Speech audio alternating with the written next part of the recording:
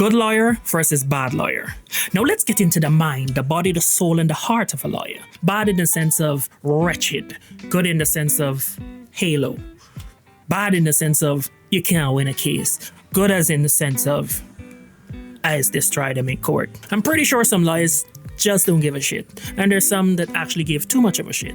But those are the ones that I guess that the case takes a more of a toll on them. So what are the effects of a case? I remember watching this story where this lawyer was talking about a case that he won that he shouldn't have won. He was asked if they had any case that really hit home, really took him for a spin. He said he represented a pimp that had brutally abused the woman that he had children with. So they went to a family court proceeding, and the lawyer that represented his victim was an inexperienced lawyer. It was a lawyer that is assigned to you. So basically, she was assigned by the state, which means that she's being paid by the state. And this is in US, of course. So she was making $25 an hour versus his privately retained fee of $750 an hour, which was a big motivation to win, obviously. So she was working with a little, he was working with a lot. So the discrepancy was already there, the difference was already there. That and her being fresh out of school. So it was a case of the fairly unsure versus a very experienced lawyer. So he described it as the perfect storm of the worst factors that plagues the system. It was someone that basically couldn't afford a good lawyer and was assigned a lawyer versus somebody privately paid and very experienced in a courtroom, and a judge that had little to no patience. He said the key piece of evidence that they had, that basically was a smoking gun, as they call it, was a photograph of the victim's face after the client, the bad guy's client, had finished doing what he had to do.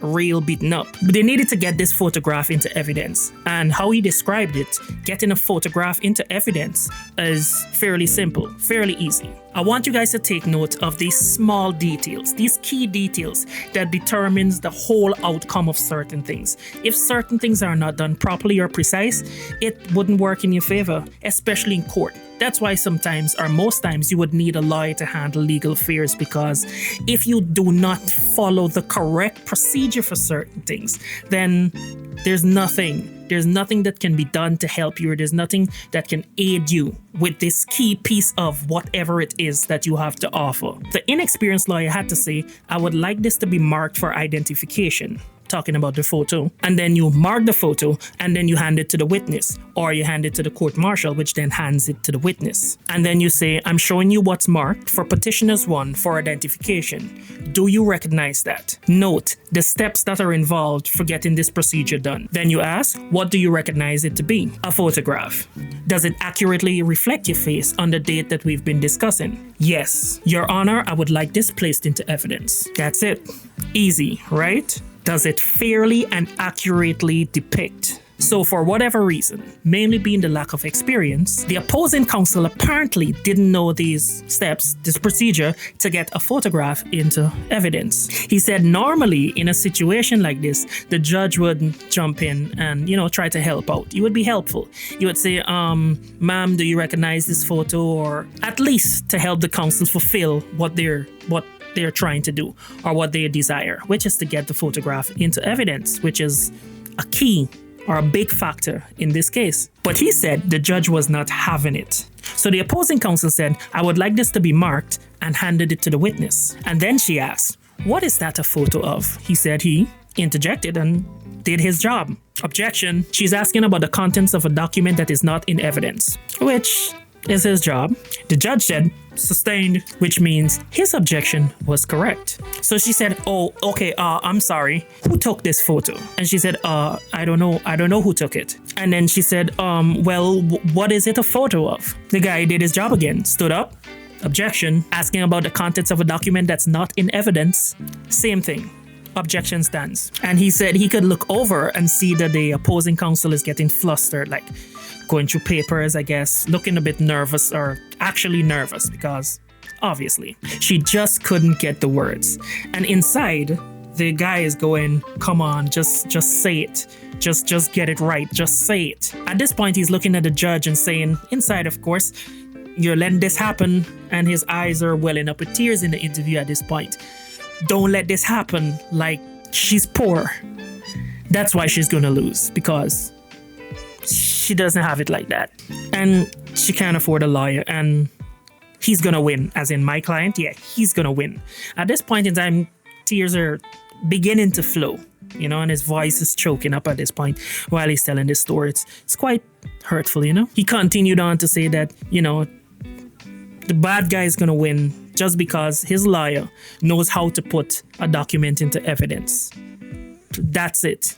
And there's something really wrong with that. I think so. He said that as well. And of course, the judge let her drown. Opposing counsel asked 3 or 4 more questions that were wrong questions. And then she just said, I don't know. I don't know what to say. I'm sorry. And then she just sat down. And the case against him, the bad guy, got dismissed. Him and his client walk out, and as he's walking out, his client pats him on the back and says, you know, a good lawyer is better than 20 stick-up men. And at that moment, he remembered thinking, this is not a good day. This is really not a good day. So, with all of that said and done, when you go home as a lawyer, it's a lawyer that just represented a beast and got him off. How do you feel about this? It's not your fault, it's your job, but how do you deal? I know it's going to be tough dealing with the memories and the feeling and so on, the whole entire situation, looking over at the fresh lawyer, fresh out of school, looking at the victim and seeing that they're not well off, they're trying, they were wronged, and they still couldn't get justice. I don't know, I talked about rum before in the past, just busting a bottle and taking a stiff shot. That's for temporary relief, of course, along with other balanced, happy things that you can do. At that moment, you probably would have to bust that bottle, because things like that can build up over time and it can cause a lot of mental issues. Oh my god, Tiffany, NVA fan club is on. I'm their biggest fan. You're now tuned in to NVA fan club.